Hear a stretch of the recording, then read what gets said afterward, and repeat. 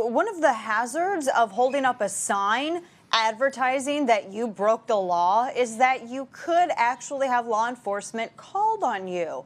You don't have to be a rocket scientist to figure this out. Representative Matt Rinaldi, who represents Irving, and I know you were mentioning your friendship with him, he was the one who was targeted. There were 2 Democrat lawmakers, and I don't want to make this about party, but we have to talk about who was involved. You had 2 Democrat lawmakers who actually took such offense to the fact that Rinaldi, when he realized that there were 2 people in the chamber, or a couple of protesters in the chamber, and that there were signs that said, "I'm here illegally and I'm going to stay," and he called ICE, because that's what you usually do when you see a crime occurring or that you know someone has broken the law. You inform law enforcement and you let law enforcement handle it. And when he did, it enraged 2 Democrat lawmakers who actually threatened him. They threatened him saying, well, we'll be here when you go out to your car, or you might want to watch out when you walk to your car. Now, in response to that, Rinaldi said, yeah, well, I'm going to defend myself. And then they wanted to act as though him talking about him defending himself was the real shocker, Grant, not the fact that they were going to jump the guy simply because he was talking about upholding the law.